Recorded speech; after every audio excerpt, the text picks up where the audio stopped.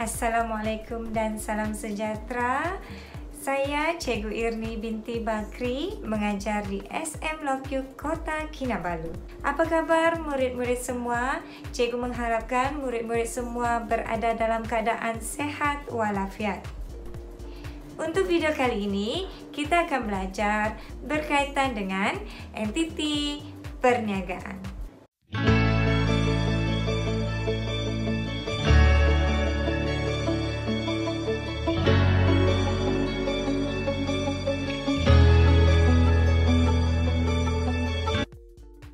Standard pembelajaran. Pertama, menyenaraikan ciri-ciri perniagaan milikan tunggal, perkongsian, syarikat berhad, dan koperasi.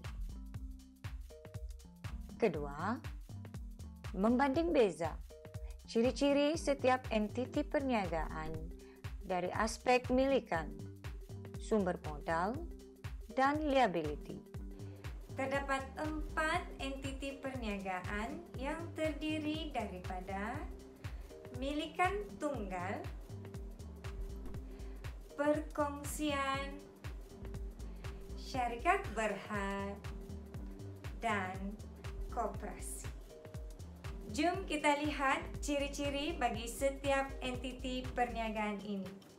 Kita lihat dari aspek yang pertama, yaitu pemilikan. Bagi milikan tunggal, ia dimiliki oleh seorang pemilik.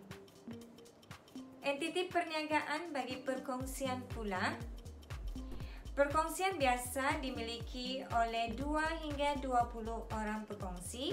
Perkongsian profesional dimiliki oleh 2 hingga 50 orang pekongsi. Bagi syarikat sendirian berhad, dimiliki oleh 2 hingga 50 orang pemegang saham, manakala bagi syarikat awam berhad, 2 hingga tiada had maksimum jumlah pemegang saham. Kita lihat pula bagi koperasi. Untuk koperasi, bagi pemilikan ialah 50 hingga tiada had maksimum jumlah anggota. Seterusnya kita lihat pula daripada aspek yang kedua, iaitu sumber modal. Untuk milikan tunggal, sumber modal disumbangkan oleh pemilik perniagaan. Manakala bagi perkongsian pula disumbangkan oleh para pekongsi. Bagi syarikat berhad pula, modal dikumpul daripada pemegang saham melalui terbitan saham dan langganan saham. Untuk koperasi pula, modal dikumpul daripada anggota melalui penerimaan fee masuk dan jualan saham. Kita lihat aspek yang ketiga pula, iaitu berkaitan dengan tanggungan liability atau tanggungan hutang. Untuk milikan tunggal dan perkongsian, perniagaan menanggung liability atau pemilik menanggung liability tidak terhad, iaitu harta benda peribadi pemilik atau pekongsi akan digunakan untuk menjelaskan hutang jika perniagaan tidak berkemampuan membayar hutang semasa pembubaran. Bagi syarikat berhad dan koperasi pula, liability hanya ditanggung setakat sumbangan modal yang dilaburkan oleh pemegang saham. Kita lihat aspek yang keempat, iaitu undang-undang.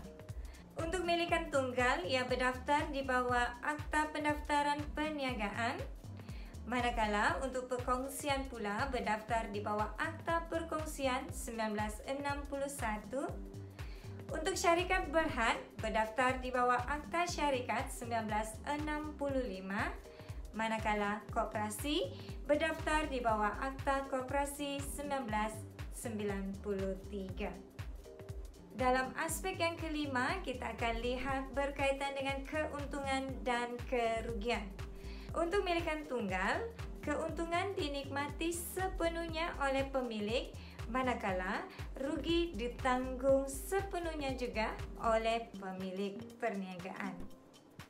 Untuk perkongsian pula, untung atau rugi akan diagihkan kepada para berkongsi mengikut syarat pembagian untung atau rugi yang telah dipersetujui. Untuk syarikat berhad pula, keuntungan diagihkan kepada para pemegang saham dalam bentuk dividen. Bagi koperasi pula, keuntungan diagihkan kepada anggota koperasi dalam bentuk dividen. Kita lihat aspek yang keenam pula, iaitu berkaitan dengan pengurusan perniagaan. Maksudnya, siapakah yang mengurus perniagaan? Untuk milikan tunggal, pemilik yang mengurus perniagaan, tetapi boleh juga dibantu oleh ahli keluarga atau saudara. Untuk perkongsian pula, perkongsian perniagaan ini diuruskan oleh pekongsi yang aktif. Untuk syarikat berhad pula, perniagaan diuruskan oleh ahli lembaga pengarah yang dilantik dalam mesyuarat agung tahunan. Untuk koperasi pula, ia diuruskan oleh anggota lembaga koperasi atau ALK yang dilantik dalam mesyuarat agung tahunan. Seterusnya kita lihat aspek yang ketujuh pula, iaitu berkaitan dengan faktor pemilihan perniagaan. Untuk milikan tunggal, modal permulaan adalah rendah. Pemilik bebas untuk membuat keputusan perniagaan. Untuk perkongsian, pekongsi dapat menggabung modal dan kebakaran, dan risiko kerugian ditanggung bersama. Bagi syarikat berhad pula, ia berupaya untuk mengumpul modal yang besar dan tanggungan liability adalah terhad. Manakala untuk koperasi pula, ia diurus dan dikendalikan oleh anggota yang mempunyai objektif yang sama dan berupaya mengumpul modal yang besar. Itulah tadi ciri-ciri bagi setiap entiti perniagaan, dan kita dapat melihat 7 aspek yang boleh membezakan bagi setiap entiti perniagaan tersebut. Kita mempelajari 4 entiti perniagaan beserta dengan ciri-cirinya, dan kita juga dapat membezakan setiap entiti perniagaan itu berdasarkan 7 aspek yang cikgu berikan tadi.